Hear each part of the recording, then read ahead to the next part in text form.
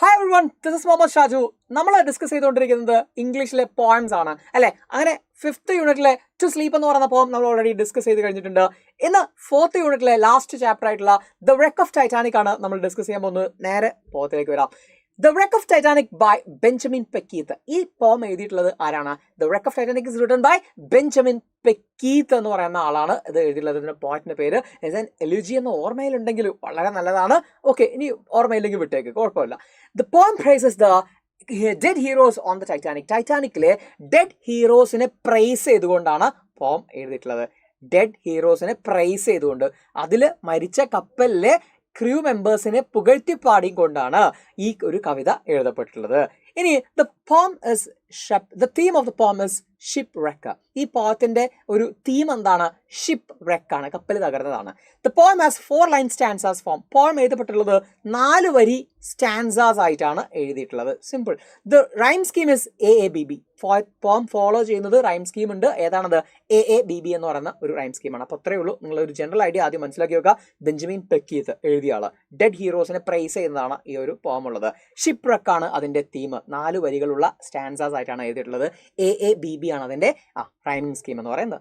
Next, the Titanic was a British passenger liner. Liner means ഷിപ്പാണ്. ഇതൊരു Titanic എന്ന് പറയുന്ന ഈ ഒരു കപ്പൽ ബ്രിട്ടീഷ് പാസഞ്ചർ ഷിപ്പായിരുന്നു. Okay, it was the best of all ships then. അന്നേ വരെ നിർമ്മിച്ചതിൽ വെച്ചിട്ട് ഏറ്റവും മനോഹരമായിട്ടുള്ള, ഏറ്റവും മികച്ചതായിട്ടുള്ള ഒരു കപ്പലായിരുന്നു. ഇതൊക്കെ പറയുന്നത് എന്തിനാന്ന് വെച്ചാൽ നമ്മളെ അപ്രീസിയേഷൻ എഴുതാണെങ്കിൽ എഴുതാൻ വേണ്ടിയിട്ടോ. ബെസ്റ്റ് ഷിപ്പായിരുന്നു, ബ്രിട്ടീഷ് പാസഞ്ചർ ലൈനർ ആയിരുന്നു എന്ന കാര്യങ്ങളൊക്കെ ഓർത്ത് വെക്കാൻ. It is described as a poem of iron and steel. അതിനെ എങ്ങനെയാണെന്നറിയോ വിശദീകരിക്കുന്നത്? അതിനെ എങ്ങനെയാണെന്നറിയോ വർണ്ണിക്കുന്നത്? It's described as a poem of iron and steel. അയണിലും അതുപോലെ തന്നെ ഉരുക്കിലും തീർത്ത ഒരു കവിതയായിട്ടാണ് പോയിറ്റ് അതിനെ സങ്കല്പിക്കുന്നത് അല്ലെങ്കിൽ വർണ്ണിക്കുന്നത്. ഓക്കെ, എ സീ ഡ്രീം എന്നും അദ്ദേഹം മെറ്റഫോറിക്കലി പറയാണ്. അതൊരു കടലിന്റെ ഡ്രീം ആയിരുന്നു. ഒരു സ്വപ്ന തുല്യമായ ഒരു വലിയ സഞ്ചാരമാണ് ആ കപ്പൽ നടത്തിക്കൊണ്ടിരിക്കുന്നത്.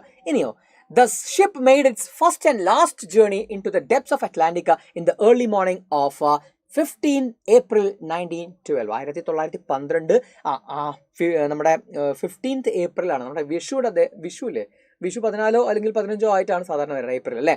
അപ്പോൾ അത് ഓർത്ത് വെച്ചാൽ മതി. അപ്പോൾ ഈ ഏപ്രിൽ 15 1912 നമ്മുടെ കപ്പൽ എന്ത് ചെയ്യുന്നത്? ആ ഒരു ഐസ്ബർഗിൽ ഇടിച്ചിട്ട് അത് ഷിപ്പ് വ്രെക്കായിട്ട് പോകുന്നത്. ഓക്കെ, അറ്റ്ലാന്റിക് ആയിരുന്നു ആ ഒരു സമുദ്രത്തിന്റെ പേര്. അതിന്റെ ആദ്യത്തെയും അവസാനത്തെയും ജേണിയാണ് ഓർത്തുകൊണ്ട് വെക്കുക. Next, the Titanic started its journey from Southampton in England. ഇംഗ്ലണ്ടിലെ സൗത്ത് ആംപ്ടൺ എന്ന് പറയുന്ന സ്ഥലത്ത്, തുറമുഖത്തു നിന്നാണ് ഈ കപ്പൽ ആദ്യമായിട്ട് ഡിപ്പാർട്ട് ചെയ്യുന്നത്. എവിടേക്കാണ് പോകുന്നത്? To New York. ന്യൂയോർക്കിലേക്കാണ് പോകുന്നത്. The passengers felt safe and proud. ഇത്രയും വലിയ കപ്പലായതുകൊണ്ട് തന്നെ അതിലെ ആളുകൾക്കൊക്കെ, പാസഞ്ചേഴ്സിനൊക്കെ ഭയങ്കര സേഫ് ഫീലിംഗ് ഉണ്ടായിരുന്നു, സെക്യൂർ ഫീലിംഗ് ഉണ്ടായിരുന്നു അല്ലെ. ഒന്നും സംഭവിക്കില്ല എന്നൊരു ധൈര്യം ഉണ്ടായിരുന്നു. The ship entered the North Atlantic. അങ്ങനെ കപ്പൽ നോർത്ത് അറ്റ്ലാന്റിക്കിലേക്ക് എത്തി. It was a moonless night. അന്ന് എന്താ അമാവാസിയായിരുന്നു നമ്മൾ പറയുന്ന പോലെ, ചന്ദ്രൻ ഇല്ലായിരുന്നു. ഓക്കെ, രാത്രി നല്ല ഇരുട്ടായിരുന്നു എന്നർത്ഥം. A huge iceberg was floating towards the ship. ഒരു വലിയ ഐസ്ബർഗ് പതിയെ എവിടേക്ക് തന്നെ ഫ്ലോട്ട് ചെയ്ത് വരുന്നുണ്ടായിരുന്നു? കപ്പലിന്റെ അടുത്തേക്ക്. നമുക്ക് തിരിച്ചും പറയാം, കപ്പൽ അതിന്റെ അടുത്തേക്ക് പോയിക്കൊണ്ടിരിക്കുകയായിരുന്നു. ഓക്കെ, ഐസ്ബർഗ് എന്ന് പറഞ്ഞാൽ മഞ്ഞുമലയുടെ അടുത്തേക്ക് കപ്പൽ സഞ്ചരിച്ചുകൊണ്ടിരിക്കുകയാണ്. The ship hit the iceberg and was rapidly sinking. അങ്ങനെ കപ്പൽ നമ്മുടെ ഐസ്ബർഗിനെ ചെറുതായിട്ട് കണ്ടിട്ട് അതിനെ ഒരൊറ്റ ഇടിച്ചു. ഇടിച്ചപ്പോഴാണ് മനസ്സിലാവുന്നത് അടിയിലേക്കൊക്കെ എത്രയോ വലുതായിരുന്നു അതെന്ന്. The ship hit the iceberg and was rapidly means speedily sinking, മുങ്ങിക്കൊണ്ടിരിക്കുകയായിരുന്നു. ക്യാപ്റ്റൻ സ്മിത്ത്, ഇമ്പോർട്ടൻ്റ് ആയിട്ടുള്ളൊരു ക്യാരക്ടർ. ക്യാപ്റ്റൻ സ്മിത്ത്, ഈ കപ്പലിലെ കപ്പിത്താനായിട്ടുള്ള ക്യാപ്റ്റൻ സ്മിത്ത് എന്ന് പറയുന്ന ആള് റോസ് ടു ദ സിറ്റുവേഷൻ എന്ന് പറഞ്ഞാൽ റൈസ് ടു ദ സിറ്റുവേഷൻ. ആ സാഹചര്യത്തിനൊത്ത് ഉയരുക. ഓക്കെ, സാഹചര്യത്തിനൊത്ത് അദ്ദേഹം ഉയർന്നു. He showed great strength of character. അദ്ദേഹത്തിന്റെ ആ ഒരു ക്യാരക്ടറിന്റെ ഏറ്റവും വലിയ സ്ട്രെങ്ത് അദ്ദേഹം ഇവിടെ കാണിച്ചു. നമ്മളും ശ്രദ്ധിക്കേണ്ട ഒരു കാര്യം അത് തന്നെയാണ്. ഇപ്പോൾ നമ്മൾ നമ്മുടെ ക്യാരക്ടർ സ്ട്രെങ്ത് കാണിക്കേണ്ട ഒരു സമയമാണ്. ആ ഒരു സാന്ദർഭികമായി ഞാൻ പറഞ്ഞു എന്നുള്ളൂ. നീ മോഡൽ എക്സാമിനേഷൻ വളരെ സീരിയസ് ആയിട്ട് കാണുക. കാരണം പബ്ലിക് എക്സാമിനേഷൻ ഒരു എന്താ പറയുക, നമുക്കൊരു ഓപ്ഷനായിട്ടോ അല്ലെങ്കിൽ ഒരു ഭാഗ്യസാധ്യതയായിട്ട് കാണാൻ പറ്റൂല. ഓക്കെ, ഭാഗ്യപരീക്ഷണത്തിന് നമ്മളതിന് വെക്കാൻ പറ്റൂല. സോ മോഡൽ നന്നായിട്ട് അറ്റൻഡ് ചെയ്യുക, പബ്ലിക് എക്സാം പോലെ തന്നെ അറ്റൻഡ് ചെയ്യുക. ഓക്കെ, അതുപോലെ എന്നിട്ട് ആ മാർക്ക് കിട്ടുന്ന സമയത്ത് നിങ്ങൾക്ക് കിട്ടാൻ പോകുന്ന ഒരു കോൺഫിഡൻസ് ഉണ്ട് മക്കളെ. ആ കോൺഫിഡൻസിൽ പിന്നെ ഒരു 10 ദിവസമൊക്കെ ഉണ്ടാവുള്ളൂ നമ്മുടെ പരീക്ഷയ്ക്ക് പിന്നീട്. അപ്പോൾ ആ ഒരു സമയത്ത് നിങ്ങൾക്ക് ആ ഒരു കോൺഫിഡൻസ് കിട്ടുമ്പോൾ നിങ്ങൾ ആലോചിച്ച് നോക്കും, നെഗറ്റീവ് ആണ് ആ കോൺഫിഡൻസ് എന്ന് വെച്ചാൽ ഈ ഒരു മാർക്ക് വളരെ കുറവാണ് നമുക്ക് കിട്ടുന്നത്, ആകെ ഡെസ്പായി പോകും, നമ്മൾ ആകെ വല്ലാത്തൊരു പ്രശ്നത്തിലേക്ക് നമ്മൾ പോകും. ഒരു മാനസികത എത്ര പഠിച്ചിട്ടും കാര്യമില്ല എന്നൊക്കെ രീതിയിലേക്ക് നമ്മുടെ മൈൻഡിനെ നമ്മളറിയാതെ തന്നെ പോയി പോകും. അപ്പോൾ അതുകൊണ്ടാണ് പറയുന്നത് വളരെ സീരിയസ് ആയിട്ട് കഷ്ടപ്പെട്ടിട്ട് പഠിക്കുക, പബ്ലിക് എക്സാം ആയിട്ട് കാണുക. ആ സമയത്ത് നിങ്ങൾക്ക് ആ ഒരു 10 ദിവസം മുമ്പേ നിങ്ങൾക്ക് ഈ പേപ്പർ കിട്ടുകയാണെങ്കിൽ കിട്ടും എന്തായാലും. ആ കിട്ടുന്ന സമയത്ത് നിങ്ങൾക്ക് ഉണ്ടാകുന്ന കോൺഫിഡൻസും അതുപോലെ തന്നെ നിങ്ങൾക്ക് കിട്ടുന്ന ഒരു പ്രാക്ടീസും കൂടിയാണ് ഈ മോഡൽ എക്സാമിനേഷൻ. സോ വളരെ സീരിയസ് ആയിട്ട് കാണുക. നിങ്ങളെ എന്താ പറയുക, വീഴ്ചകളും പോരായ്മകളും ഒക്കെ ഈ പേപ്പർ കിട്ടിയിട്ട് പേപ്പർ വാങ്ങിയിട്ട് അത് മനസ്സിലാക്കുക, ടീച്ചേഴ്സിൻ്റെ അടുത്ത് വന്നിട്ട് ചോദിക്കുക, ഞാൻ എങ്ങനെയാണ് കുറച്ചുകൂടെ ഇമ്പ്രൂവ് ചെയ്യേണ്ടത്, ഫുൾ മാർക്കിലേക്ക് എത്താൻ വേണ്ടിയിട്ട്, ഇതൊക്കെ ചോദിക്കാനുള്ള സമയമാണ്. അറ്റ് ദ എൻഡ് നമ്മളെ പബ്ലിക് എക്സാമിനേഷൻ കഴിഞ്ഞാൽ പിന്നീട് ഇങ്ങനെ ഒരു അവസരം ഉണ്ടാവില്ല, അത് മനസ്സിലാക്കുക. ഇനി he showed great strength of character, the crew obeyed their captain's orders. Crew members എല്ലാവരും ക്യാപ്റ്റന്റെ ഓർഡർ അനുസരിച്ചു. all the lifeboats moved away with women and children. ആ ലൈഫ് ബോട്ടുകളെല്ലാം ഈ സ്ത്രീകളും കുട്ടികളെയും കയറ്റി അയച്ചു. ഓക്കെ, ഇനിയോ Now the remaining passengers in the sinking ship saw only death before them. ഇനി ബാക്കിയുള്ള വലിയ കപ്പലായതുകൊണ്ട് തന്നെ വളരെ കുറഞ്ഞ ലൈഫ് ബോട്ടുകളെ ഉണ്ടായിരുന്നുള്ളൂ. ഓക്കെ, അവരത്ര വിചാരിച്ചോളൂ, അതിന് ആവശ്യം വരില്ല എന്നാണ് വിചാരിച്ചത്. പക്ഷെ അതുകൊണ്ട് തന്നെ ഇത്രയും ആളുകൾ ബാക്കിയായി. ഓക്കെ, ഈ രക്ഷപ്പെട്ടു പോയ ആളുകൾ ഒഴികെ ഈ ഒരുപാട് ആളുകൾ എന്ത് ചെയ്തിട്ടുണ്ട്, ഇവിടെ കപ്പലിൽ ബാക്കിയായിട്ടുണ്ട്. They saw death before them, അവരവരുടെ മുമ്പിൽ മരണത്തെ കാണുകയാണ്.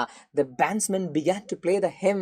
ഹെം എന്ന് പറഞ്ഞാൽ ദൈവസ്തുതിയാണ്, ദൈവത്തെ പ്രകീർത്തിച്ചുകൊണ്ടുള്ള പാട്ടുകളാണ്. ദ ബാൻസ്മാൻ എന്ന് പറഞ്ഞാൽ ഇവരുടെ ആ കപ്പലിലുള്ള ഈ മ്യൂസിക് ട്രൂപ്പ് ഉണ്ടാവുമല്ലോ, ആ മ്യൂസിക് ട്രൂപ്പ്, ആ ബാൻഡ്, ആ സംഘം എന്ത് ചെയ്തു, ആ വാദ്യോപകരണങ്ങൾ ഉപയോഗിച്ചുകൊണ്ട് അവരുടെ പാട്ടുകൾ പാടുകയാണ്. അവർ ദൈവത്തെ സ്തുതിച്ചുകൊണ്ട് പാടുകയാണ്. എന്താ പാടുന്നത്?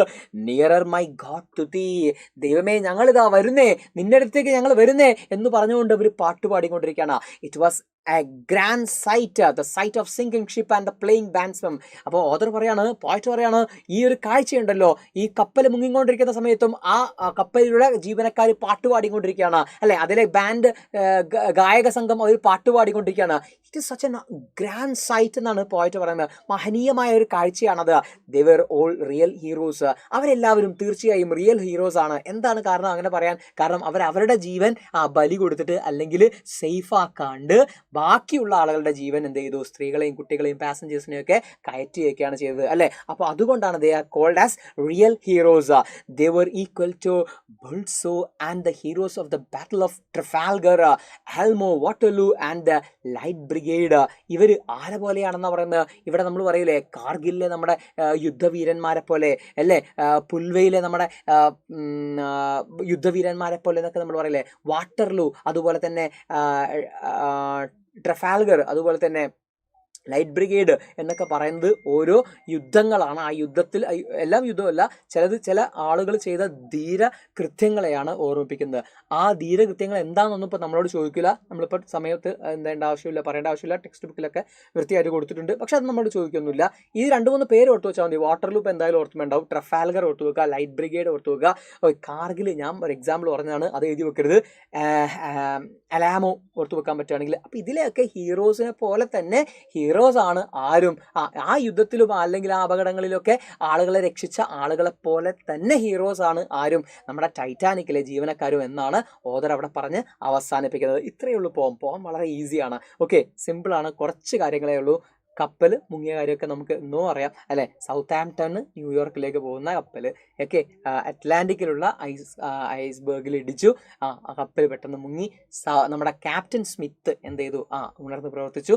അയാൾ എന്ത് ചെയ്യാണ്? ഈ ആളുകളോട് സേവ് ചെയ്യാൻ, നമ്മുടെ കൺട്രിയെക്കുറിച്ച് ഓർക്കുക, നിങ്ങളൊരു ബ്രിട്ടീഷുകാരനാണെന്ന് ഓർക്കുക, നിങ്ങളുടെ ജീവനല്ല ഇപ്പം നോക്കേണ്ടത്, നിങ്ങൾ ബാക്കിയുള്ളവരെ രക്ഷിക്കുക എന്നൊക്കെ പറഞ്ഞിട്ട് അവരെല്ലാവരും ധീരന്മാരായിട്ട് മാറുന്ന ഒരു കാഴ്ചയാണ് ഓഥർ ഇവിടെ നമ്മുടെ മുമ്പിൽ വരച്ച് കാണിക്കുന്നത്. ഓക്കെ, ഇനി ഇതിനകത്തുനിന്നും ചോദിക്കുന്ന poetic devices നോക്കാം. The poet uses simple and clear language. Okay, ഇനിയോ the ship is described as a poem of iron and steel. നമ്മൾ നേരത്തെ പറഞ്ഞു.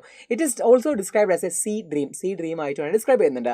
These are metaphors. ഇതൊക്കെ എന്താണ്? മെറ്റഫേഴ്സ് ആണ് അല്ലേ? ഒരു വസ്തുവിനെ മറ്റൊരു വസ്തുവായിട്ട് ഡയറക്റ്റ് ആയിട്ട് കമ്പയർ ചെയ്യുന്നതിനെ നമ്മൾ വിളിക്കുന്നതാണെന്ത്? മെറ്റഫർ എന്നാണ് പറയാം.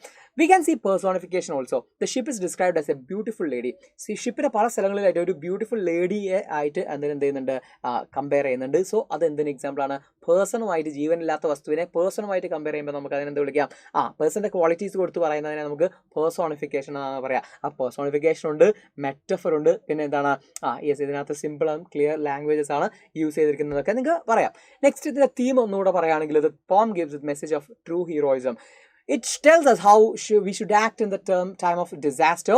Real heroes are duty bound even in the face of death. They uphold the values of life in a crisis. Okay, ജീവമൂല്യങ്ങളൊക്കെ ഉയർത്തിപ്പിടിക്കുന്ന. അപ്പം നിങ്ങൾക്ക് നൗഷാദിനെയൊക്കെ നിങ്ങൾക്ക് ഓർത്തോ? നൗഷാദ് എന്ന് പറഞ്ഞിട്ടുണ്ടെങ്കിൽ കോഴിക്കോട്ടുകാരനായിട്ടുള്ള ഒരു ഓട്ടോറിക്ഷ ഡ്രൈവർ ആയിരുന്നു. അദ്ദേഹം എന്ത് ചെയ്തു?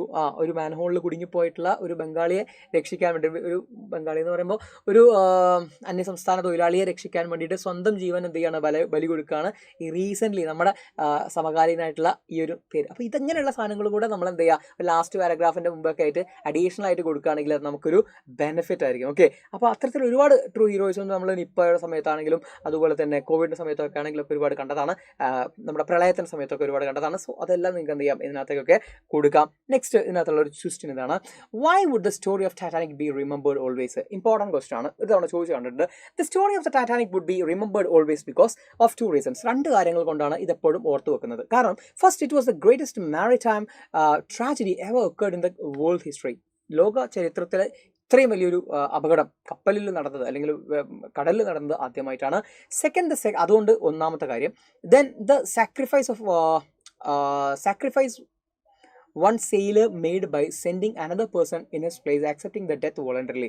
സ്വയം മരണം വരിച്ചുകൊണ്ട് മറ്റുള്ളവർക്ക് തൻ്റെ സ്ഥാനം വിട്ടുകൊടുത്ത് അല്ലെങ്കിൽ തൻ്റെ ബോട്ട് വിട്ടുകൊടുത്തിട്ട് അവർ കാണിച്ചിട്ടുള്ള ആ ഒരു വലിയ ധീരത അല്ലെ, will be remembered always. There is no sacrifice greater than giving up one's life for one's friend. നമ്മുടെ സുഹൃത്തിന് വേണ്ടിയിട്ട് നമ്മുടെ ജീവൻ കൊടുക്കുക എന്ന് പറയുന്നതിനേക്കാൾ വലിയ ത്യാഗം വേറെ ഇല്ല എന്നതാണ് ആ ഒരു പോത്തിനകത്ത് നമ്മൾ പഠിക്കുന്നത്. ഓക്കെ, അപ്പോൾ അത്രയേ ഉള്ളൂ നമ്മുടെ ഈ ഒരു പോം എന്ന് പറയുന്നത്. ഇതുപോലെ ഡീറ്റെയിൽ ആയിട്ട് നിങ്ങൾക്ക് ക്ലാസ്സുകൾ കിട്ടാൻ വേണ്ടിയിട്ട് എന്ന് വെച്ചാൽ ഇതുപോലെ എല്ലാ കാര്യങ്ങളും നിങ്ങളുടെ ഗ്രാമർ ആയിക്കോട്ടെ, ഡിസ്കോഴ്സസ് ആയിക്കോട്ടെ, അതുപോലെ തന്നെ ചാപ്റ്റേഴ്സ് ആയിക്കോട്ടെ, കംപ്ലീറ്റ് ആയിട്ട് പറയാൻ വേണ്ടിയിട്ട് ഇന്ന് വൈകുന്നേരം നമ്മുടെ 7 മണിയുടെ ലൈവിന് എന്ത് ചെയ്യുന്നുണ്ട്? ഇംഗ്ലീഷിൻ്റെ എല്ലാ ടീച്ചേഴ്സും നിങ്ങൾക്ക് കാണാൻ വേണ്ടിയിട്ട് വരുന്നുണ്ട്. കൃത്യമായിട്ടും ആ സമയത്ത് ഉപയോഗപ്പെടുത്തുക. അടിപൊളിയായിട്ട് നമ്മുടെ മോഡൽ എക്സാം അറ്റൻഡ് ചെയ്യുക. ഓക്കെ, അപ്പോൾ 7 മണി മറക്കണ്ട. Thank you.